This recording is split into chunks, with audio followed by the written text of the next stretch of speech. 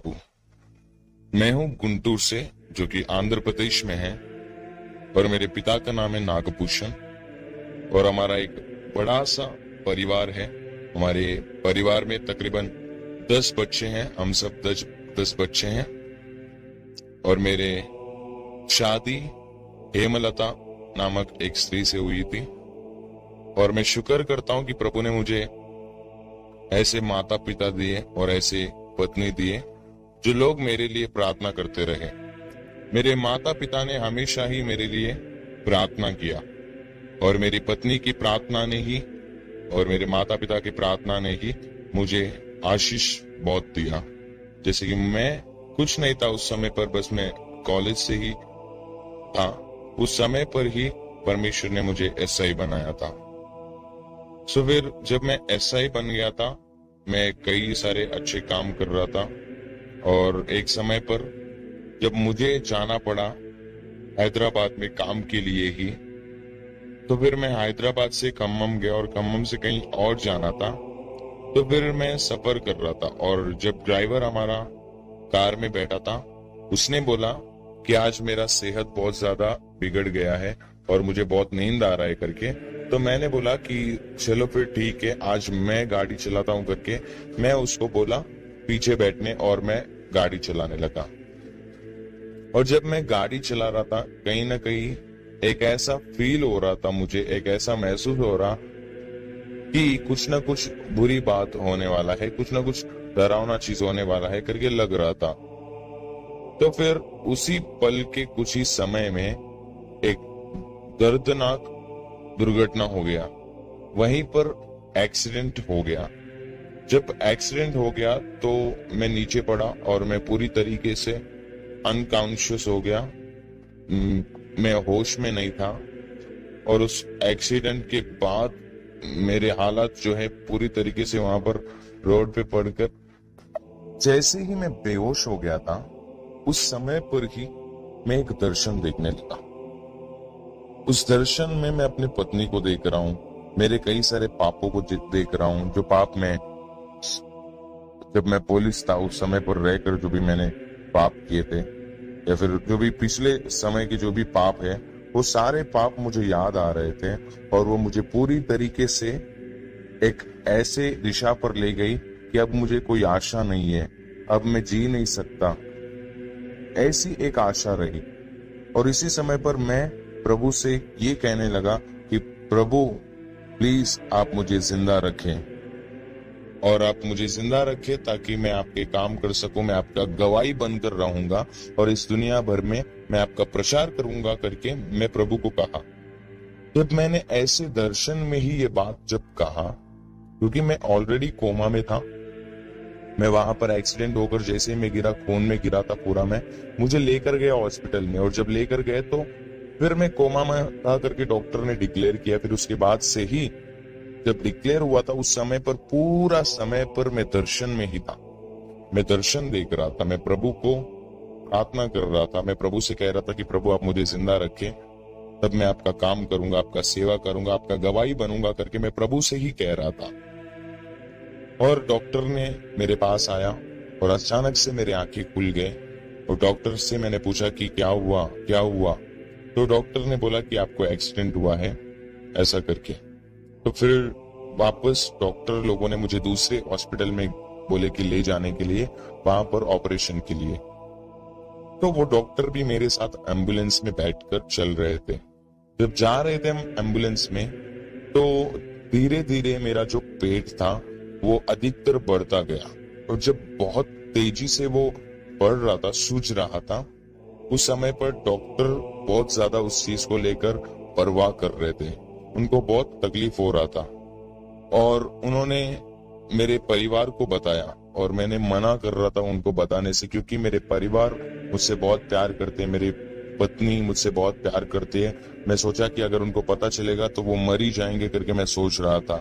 ऐसे समय पर डॉक्टर ने फिर भी मेरे परिवार को जब बताया तो वो रोते हुए आए, क्योंकि ऑलरेडी मैं जब मेरा एक्सीडेंट हो गया तो न्यूज चैनलों में चलने लगा, सभी पत्रकार लोग सवाल जवाब करने लगे, तो कहने लगे, तो लोगों को पता चला कि फलाना पुलिसकर्मी का एक्सीडेंट हुआ है इस जगह पर, तो लोग वैसे ही बहुत ज्यादा आ रहे थे और मेरे बच्चे और मेरी पत्नी बहुत रो रही थी। और जैसे ही डॉक्टर ने देखा कि मेरा पेट धीरे धीरे सूज रहा है, डॉक्टर ने बोला कि ऑपरेशन के लिए दूसरी जगह ले जाना है। फिर दूसरी जगह जब ले गए मुझे, उस जगह पर उन्होंने जब मेरे शरीर को, जब मुझे पेट को जब उन्होंने खोला, तब उस समय पर उन्होंने देखा कि मेरा जो नाड़ा था पेट के अंदर का, वो पूरी तरीके से फर्स्ट एंड जो छोटा और बड़ा नाड़ा दोनों पूरी तरीके से जो है डैमेज हो गया। जब डैमेज हो गया था, उस चीज को देखकर डॉक्टर लोगों ने ये पता लगाया कि ऐसे स्थिति में जो लोग रहते हैं उन लोग में 60% लोग मर जाते हैं।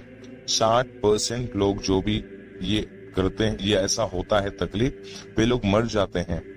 लेकिन डॉक्टर ने ऑपरेशन के लिए जब कहा, तब मेरी पत्नी से पूछा गया, मेरे परिवार से पूछा गया, तब ऑपरेशन जब होने लगा मेरा, तो डॉक्टर ने मुझे मना किया कि आप इसके बाद जो है कुछ भी खा नहीं सकते, फलाना एक्सरसाइज नहीं कर सकते, आप पुलिस नहीं बन सकते, पुलिस मतलब बनकर जो भी कर सकते वो आप इसके बाद नहीं कर सकते, ऑपरेशन से पहले जैसे आप थे अभी ऑपरेशन के बाद नहीं रहोगे। और डॉक्टर लोगों ने मुझे बोला था कि मेरे ही जो बगल में, मेरे शरीर के बगल में ही आउटलेट लगाएंगे करके, जिस आउटलेट के वजह से मेरा जो भी यूरिन और जो भी वो चीज है वो उसी में जाएगा, ऐसा करके। तो डॉक्टर लोगों ने सोचा कि हम ऑपरेशन करते हैं। उन्होंने मुझसे पूछा तो मैंने बोला ऑपरेशन करे करके। उन्होंने जब मेरे परिवार से पूछा तो मैंने कहा कि ऑपरेशन करे करके। तो उन्होंने जब ऑपरेशन किया, ऑपरेशन करने के बाद पूरी तरीके से वो ऑपरेशन नॉर्मल हो गया और ऑपरेशन सक्सेसफुल हो गया, जिस वजह से वो पूरी तरीके से डॉक्टर खुश हो गए थे, क्योंकि ऐसे रेयर केसेस होते हैं करके उनको पता चला। इसके बाद उन्होंने मुझे जो मना किया था, कि खाने से मना किया था कि आप ज्यादा नहीं खा सकते और फलाना चीजें नहीं खा सकते, उन्होंने कई सारी चीजें मना किया था। लेकिन बाय गॉड्स ग्रेस, खुदा की दया से मैं सब कुछ अभी अच्छे से खाने लगा।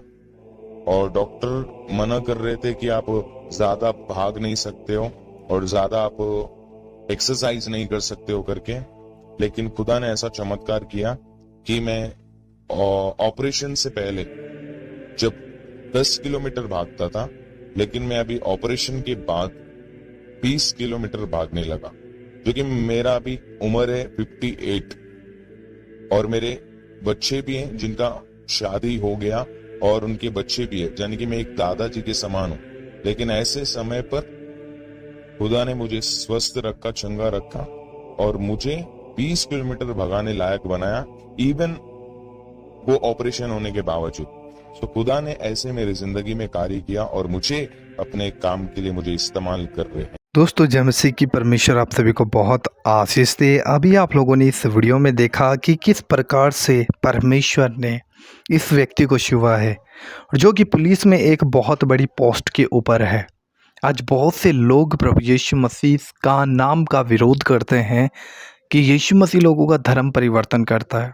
जो ईसाई मिशनरी हैं, जो पास्टर हैं, लोगों को लालच देते हैं, प्रलोभन देते हैं ताकि उनका धर्म परिवर्तन कर सके। बहुत सी बातें निकल कर सामने आती है।